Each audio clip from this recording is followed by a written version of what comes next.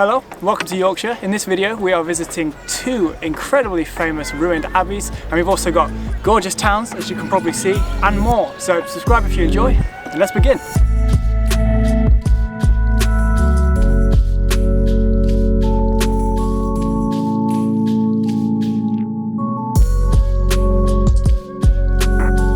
So we begin today with the famous and pretty iconic, I think, Whitby Abbey. Now this abbey dates back to the 7th century, but in fact people have been inhabiting and living on this headland for the past 3,000 years. And I'd say when this abbey was in its prime, it was definitely one of the most important and substantial holy sites in England. And this abbey has also had a very interesting life. It's been abandoned 2 times. The first time it was abandoned in the 9th century. Hey Ellie. Hello. Am I in your shot? It's okay. I will wait. This abbey has actually had a very interesting history. It's actually been abandoned 2 times throughout its life. The first time was in the mid-9th century when I'm probably sure that you're all aware that the Danish Vikings landed. They landed in Northumbria, started to head down, raiding all of the villages, towns, monasteries, abbeys, which obviously then caused it to get abandoned. And basically the Danes, they worked all the way down, conquering all of the kingdoms until they got to Wessex, which was home to King Alfred the Great, which I'm sure you know. And basically when they got there, King Alfred started to push them all back, sort of uniting all of the kingdoms together against them, which eventually led to the 4 kingdoms being united into one land, which King Alfred called England.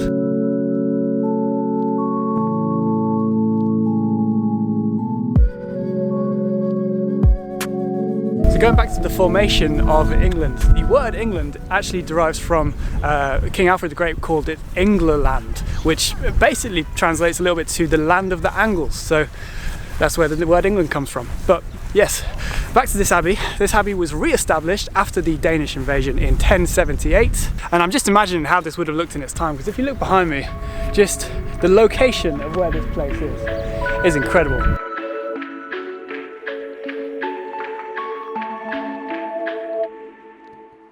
So this abbey was then abandoned again for a second and final time, this time in 1539 during King Henry VIII's infamous dissolution of the monasteries. But Henry VIII didn't actually destroy them. This is just time that has caused this sort of wear and tear over the years. And also during the First World War, a large part of this was bombed by the Germans, which is why sort of only really half of it is left standing and the other half is just a wreck on the floor.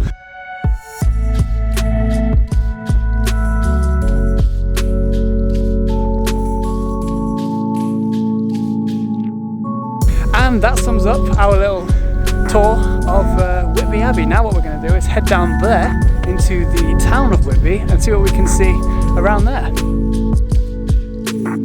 Something that you might not know about the town of Whitby, it was actually a big inspiration for Bram Stoker's Dracula, as he was staying in and was also very fond and knew this town very well at the time of writing Dracula. That's why you'll see a lot of the Gothic architecture around this town. Ellie may refute some of those facts, being Romanian, as Dracula was also said to be inspired by Transylvania and Vlad the Impaler. Yeah. Because basically he was quite cruel, right?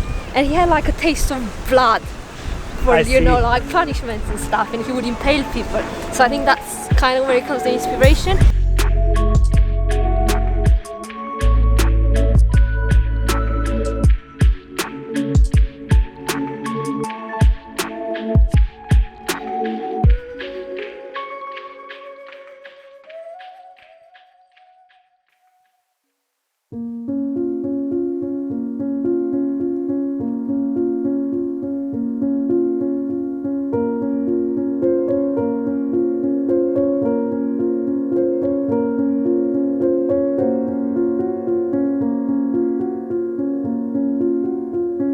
And now we are here at Rievaulx Abbey, which is the 2nd abbey in one day, which Ellie's very happy about. This one is bigger.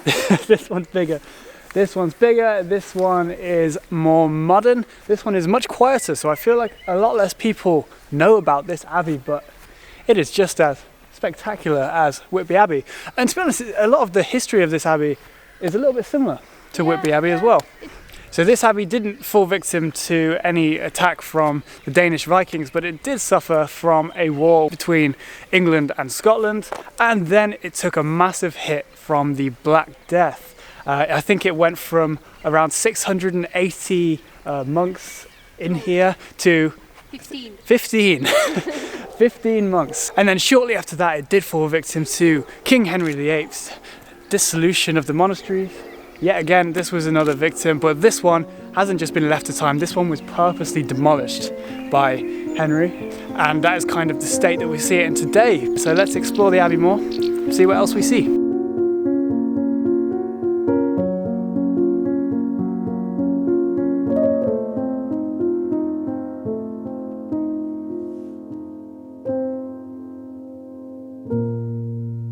So that sums up our visit of those two abbeys. So I hope that maybe gave you some ideas if you are interested in stuff like this. They are incredibly interesting. Which one would you rate better?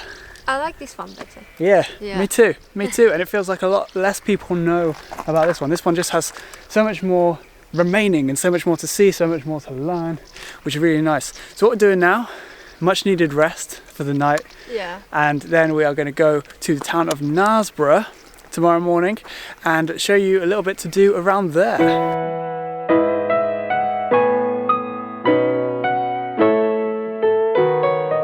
So here we are in the town of Knaresborough, which is a historic market town dating back to around the 1100s. And the first thing I noticed when walking through this town are these painted windows that I'll put on the screen here. Now the story behind these is that there used to be a very dumb tax called the window tax, and basically the more windows you had in the house, the more tax you had to pay. So people would brick up windows, which is why you see so many bricked up windows around England. But this place, obviously that was too boring, so they painted on the windows, and there's still a lot of painted windows around the town, which is really cool to see.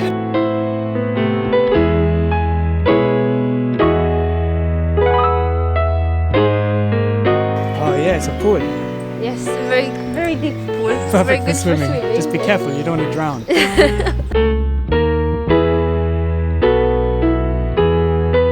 So here we are now walking through the Rievaulx Gardens on the way down to see the iconic Victorian railway viaduct that goes over the River Nid, which is the river that flows through this town.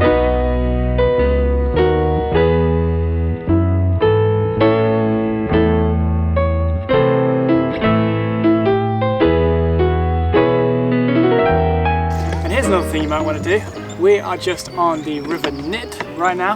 Hired a boat, pretty cheap. I think it was £12 for both of us for the hour, and it's just a really great thing to do. Very chilled, which is what we need after climbing all those mountains in Picturesque. You're such a good rower. Thank you, I'm trying my best. Except for the fact that we are about to go into that tree. How do you solve this? Good job, very smart. Yeah, now just start going straight again.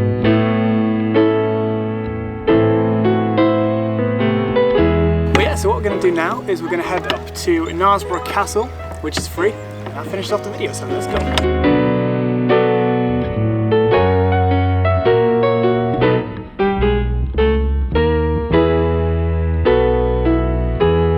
And so that pretty much sums up the video. If you enjoyed, make sure you subscribe. We are off to Northumberland today actually, so that's the next video coming out. Stay tuned for that.